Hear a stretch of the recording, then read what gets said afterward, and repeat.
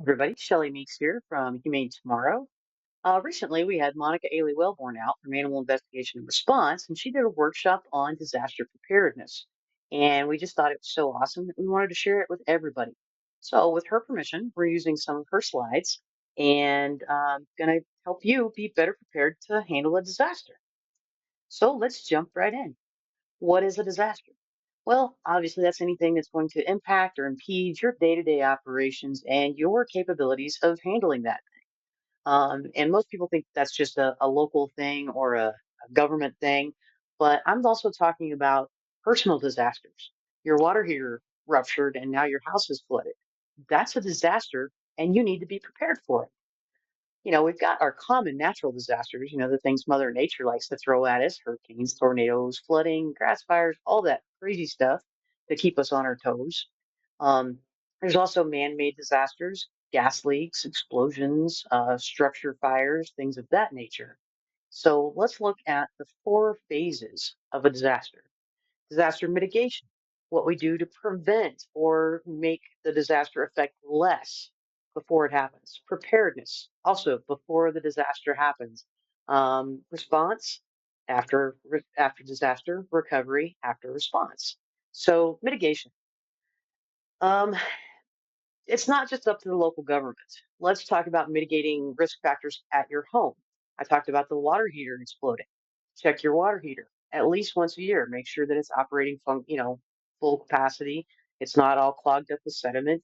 That would be a mitigating mitigation that you could do to prevent that disaster. Another one at your house, keep your yard mowed, keep your shrubs trimmed. All of that prevents the potential for fire to come to your house. If you've got tall grass and clutter and dead branches and shrubs and things like that that aren't kept well trimmed, that's basically inviting a fire into your home. So not only is it aesthetically pleasing to keep your yard mowed, it's also a mitigating factor to keep your fire from coming to your home. Preparedness, you're already doing it. You're watching this video right now. That is preparing. You're learning, you're getting educated, and we're going to talk about planning and practice. And you can't do planning if you don't do the practice. You can have it all written down on paper and it can look amazing and beautiful and wonderful. But if you don't practice it, you don't know that that plan's going to work. And so it's essential that you practice. And I'll show you why here in just a few minutes. You want to identify your priorities for sheltering in place or evacuation. Response, that's when we go in and we are assessing all the damages, seeing what's happening, getting people and animal out of harm's way, and resource distribution. That's where like the Red Cross comes in and gives out meals and water and things like that. You'll need to look to your animal welfare groups to distribute pet food and things of that nature: leashes, collars, crates, all of that good pet stuff. Recovery, we go back in after the response and we've done the damage assessment. Now it's time to rebuild. So reestablish that stability in your life. Contact your insurance agents to come and tell them, how much they're going to give you to replace the roof that blew off. Get your financial recuperation. Typically, in a government hierarchy of response, it's people first. Now, one of the things that Hurricane Katrina taught us is that people won't evacuate without their animals. And so we've included animals in our top tier, even though it's not on this triangle right here, because people won't leave their critters behind. And God love you, I love you too, for that. But you need to plan for that. You can't rely on your local government to plan for your pets. So you want to make sure you have a plan in action for not only you and your family, but your furry family members and your equine family members or your favorite little piglet that's out in the barn. Even if that plan is opening the barn door so that they can get out of this stressful situation or out of the dangerous situation, that could be your plan.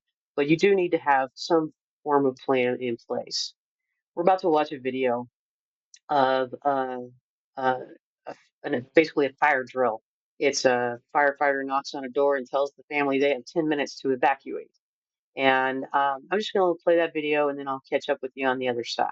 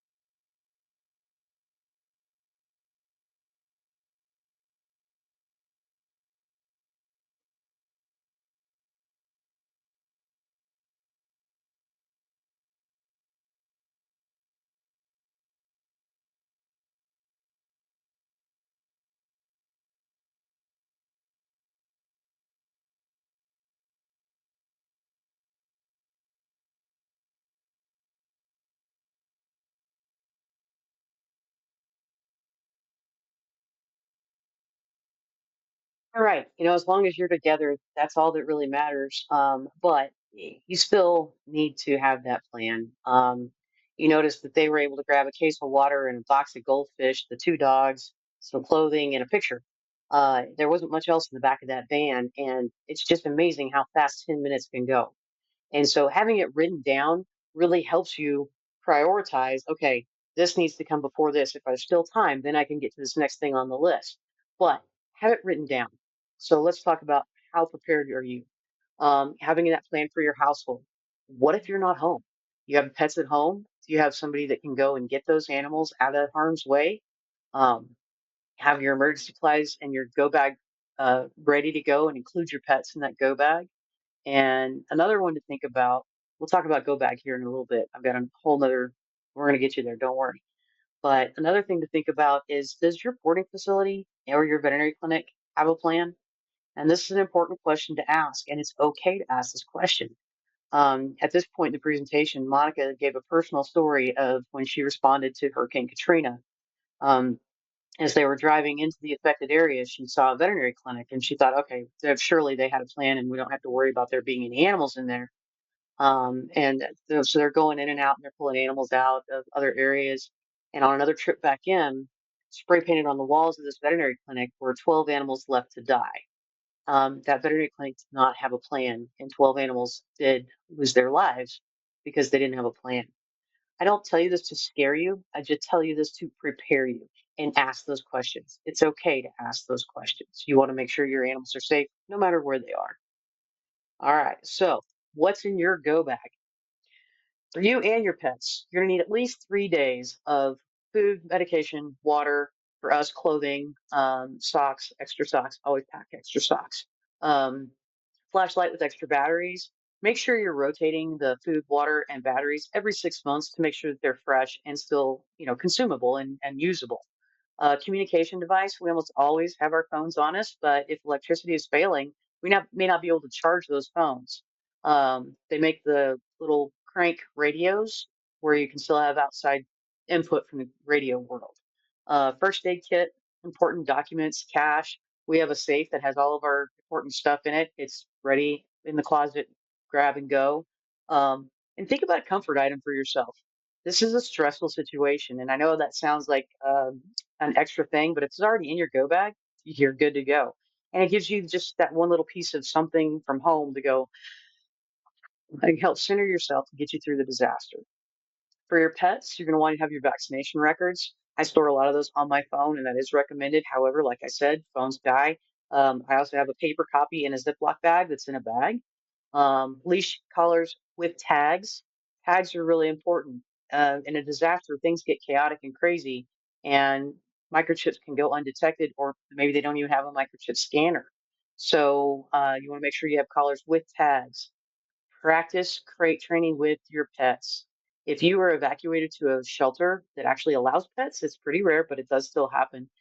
They're going to have to be kept in a crate. There's a lot of people, a lot of chaos, a lot of stress. Your pet can't just wander around. It can't just be on a leash. It will have to be crated. Calming and comfort items for your pet.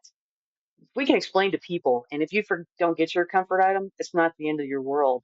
But a pet, they don't understand what's going on and we just can't explain it to them. And so having something that's familiar and comforting for them, whether that's a thunder shirt, you know, medication, better living through pharmaceuticals. If they have to be medicated for thunderstorms, you're going to probably want to need to medicate them for a disaster response. Favorite toys, things of that nature. And of course, you got to clean up after our pets. So make sure you have waste collection tools, litter box and litter, poop bags, puppy pads, all of those good things. So, um, Animal Investigation and Response has this on their Instagram. It's a quick little glance to do just a quick little to-do list. Uh, do this before the disaster. First one on there is update that microchip. I mentioned your microchip earlier. If your pet does have one, it does no good if the information that's connected to that microchip is not current. So make sure that you have that up to date and current. We kind of went over the rest of the things that's on this to-do list. But if you have questions or just want to talk a little bit more about disaster preparedness or anything like that, Monica with Animal Investigation and Response, that's their jam. That's what they do is disaster response. I've been doing animal welfare for a very long time. I also have a lot of experience in disaster response and disaster preparedness. So please don't hesitate to reach out. All right. Well, thank you for sticking with me this last 10 or so minutes. And now go make your go bag.